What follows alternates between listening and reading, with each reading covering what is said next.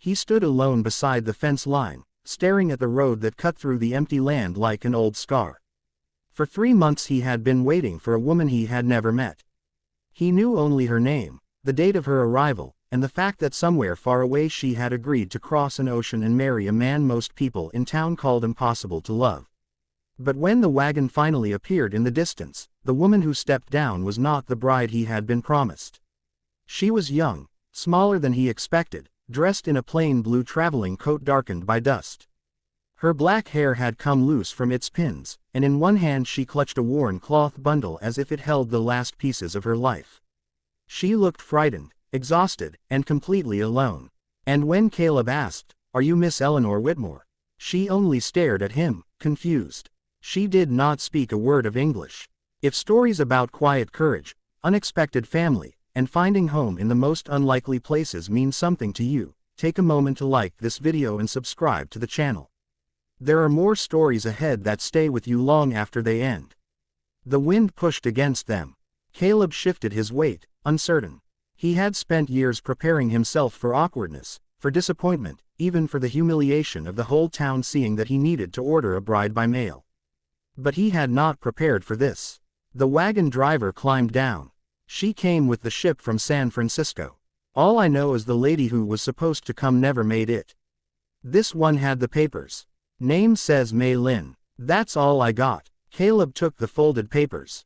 His eyes moved slowly across the smudged ink. There had been a letter attached, but rain had soaked most of it. He could only make out a few sentences. "My sister cannot travel. Please forgive, she has nowhere." He looked up. The young woman was watching him with the guarded look of someone waiting to be turned away. Caleb had lived with silence most of his adult life. After the war, he had returned with a damaged shoulder, a permanent limp in cold weather, and the kind of inward distance that made even friendly men keep a step back. His father had died 2 winters later. His mother had gone before that. The ranch became a place of work, weather, and long evenings with no voice except the crackle of fire. People in Dry Creek called him the loner rancher. Not cruelly, not always. Just truthfully. He looked at the woman again. She was far from home. He knew that much. He recognized it because loneliness had a way of making itself visible. He picked up her small trunk. "Come on," he said softly, though he knew she would not understand. "You can stay until we figure it out." For a second she did not move. Then she followed him. The ranch house was plain and weathered, standing against the wide sweep of grassland. Caleb opened the door. Mei Lin stepped inside carefully, as though entering sacred ground. Her eyes moved over the wooden table, the iron stove, the shelves lined with jars. There was no softness in the place. No curtains. No flowers. No evidence that anyone had ever called it home. He set water on the stove. She remained standing. After a moment, she pointed to herself. "Mei Lin." Then she pointed to him. "Caleb," he answered. She tried the name. Caleb. It sounded strange and small in the room, but for reasons he could not explain, it warmed something inside him. That first week was clumsy. They could barely exchange more than gestures. Caleb would leave bread, coffee, eggs. Mei Lin would bow her head slightly in thanks. She rose before dawn and cleaned quietly. He would return from the fields to find shirts mended, floors swept, and once, unexpectedly, a small cluster of wildflowers in a cracked jar on the table. He stood there for a long time staring at those flowers. No one had ever thought to place beauty in that house. But outside the ranch, Dry Creek was less welcoming. The first Saturday after her arrival, Caleb took her into town for supplies. The general store fell silent the moment they entered. Mrs. Talbot behind the counter pursed her lips. "Well," she said loudly enough for everyone to hear, "that's not what you ordered." A few men laughed. Caleb felt his jaw tighten. Mei Lin did not understand the words, but she understood the room. Her shoulders stiffened. Her gaze dropped. Caleb set money on the counter. "We'll take flour, salt, coffee, and beans."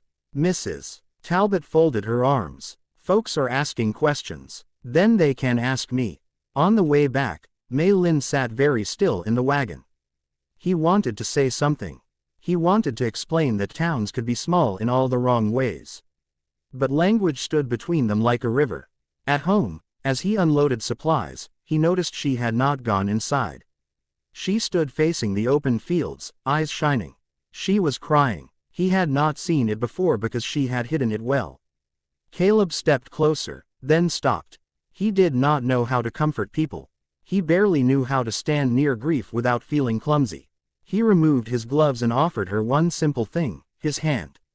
She looked at it. Then she took it. That night, neither of them said anything. But the silence felt different. Over the next months, they built a language out of fragments.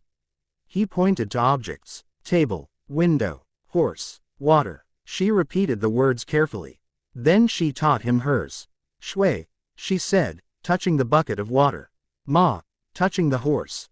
He laughed the first time he mispronounced something so badly that she covered her mouth and smiled despite herself. It was the first time he had seen her smile fully. It changed her face. And somehow, it changed the house. She began cooking meals with small differences he could not name: ginger, onion, greens gathered near the creek. She planted vegetables in neat rows behind the house. She stitched a curtain from old flour sacks. She hummed while she worked, quiet melodies that carried through the kitchen. For the first time in years, Caleb found himself walking home faster at dusk. But life on the prairie did not soften for anyone. Summer brought drought. The creek shrank. Grass yellowed. The cattle grew thin. Men in town muttered that Mercer's place would fail before winter. Caleb worked longer hours, pushing himself past pain. At night he sat at the table with ledgers, calculating how many animals he could sell, how much debt he could delay. One evening Mei Lin sat across from him and watched. He rubbed his forehead. No rain, he muttered. No money. She understood only enough to know fear. The next morning he woke before dawn and found her gone. Panic gripped him. He saddled his horse and searched the fields. At last he saw her near the dry creek bed, kneeling in the dirt. She had dug small channels with a shovel. He dismounted. She stood and pointed. Then she made flowing motions with her hands. Water. He frowned. Then he understood. Years ago, spring floods had carved side paths through the land. Everyone had forgotten them. But Mei Lin had noticed the old lines in the earth. They spent the entire day digging. By evening Caleb's hands were blistered raw. Her dress was stained with mud. But when they finally broke through the packed ground, a thin stream of trapped water began to move.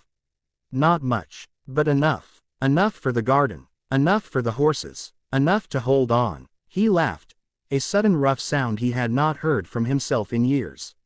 She laughed too. Standing there in mud and fading light, they looked at each other, and something quiet and powerful passed between them. That night he said it without thinking. You saved us. She did not understand the words, but she understood his face.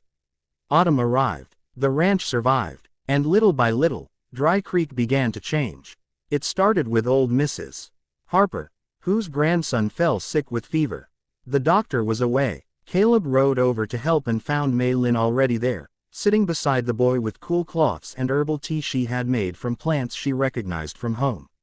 The child recovered. After that, people looked at her differently. Mrs. Harper brought jam. A neighbor offered fence posts. Even Mrs. Talbot in the store nodded once, stiffly, but without contempt. Still, not everyone changed. One cold evening Caleb returned from town to find two men from the railroad standing outside his house. They wanted land. The tracks were coming west, and they planned to cut through part of his ranch. The offer they made was low, almost insulting. He refused. One of them glanced toward the window where Mei Lin stood. You should be careful, the man said. Folks around here don't like strangers much. Caleb stepped forward until they backed away. For the first time in years, anger burned hotter than fear. That night he barely slept. By morning the north fence had been cut. 3 cattle were gone. He found Mei Lin standing by the broken posts. She looked frightened, but not defeated. Together they tracked the animals into the hills. A storm rolled in. Rain turned the ground slick. At dusk Caleb's horse slipped. He fell hard, his bad shoulder striking stone. Pain exploded through him. For a moment he could not breathe. Mei Lin knelt beside him, face pale. She helped him sit up, then tore a strip from her sleeve and bound his shoulder tight.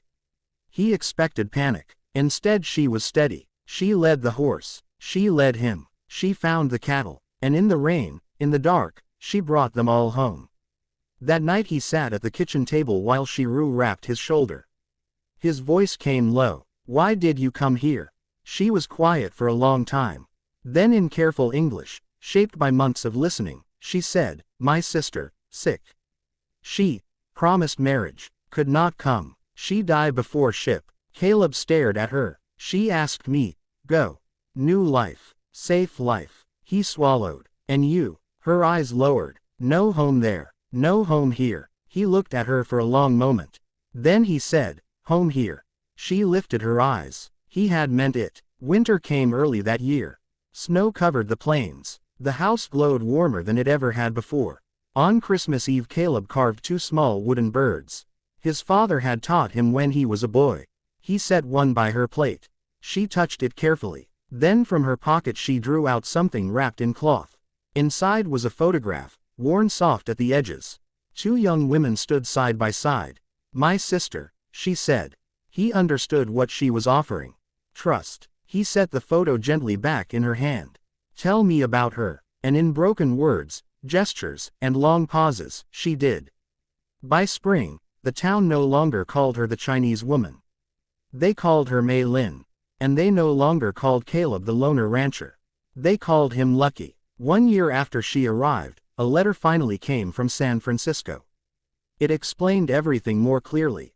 Her sister Eleanor had fallen ill before departure. With no money, no family, and nowhere to stay, Mei Lin had taken her place carrying the last wish of someone she loved. At the bottom was a line that stayed with Caleb. "Sometimes the wrong road leads us to the right door." That evening he stood again by the fence where he had first seen the wagon. Mei Lin walked out to join him. The prairie stretched gold under the setting sun. He turned toward her. "When you arrived," he said slowly, knowing she would understand most of it now, "I thought I was waiting for someone else." She watched him quietly. "I wasn't." Her eyes filled. He reached into his pocket and pulled out a simple silver ring. "Will you stay?" Tears slipped down her cheeks. She laughed softly through them. Yes. It was a small wedding.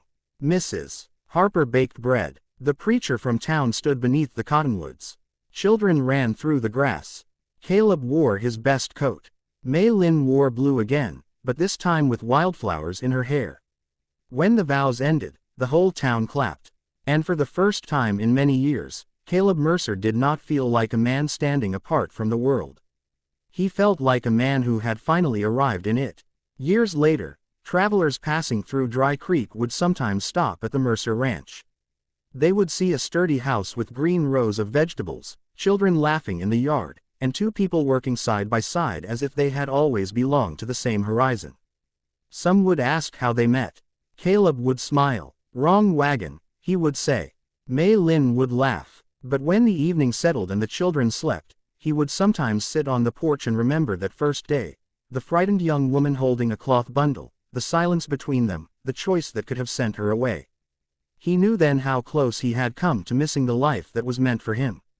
Because sometimes love does not arrive the way we planned. Sometimes it comes tired, uncertain, carrying grief in both hands. Sometimes it speaks a language we do not understand. Sometimes it asks only for kindness before it asks for trust. And sometimes, if we are brave enough to open the door, it becomes home. If this story stayed with you, tell me in the comments, what moment touched you most?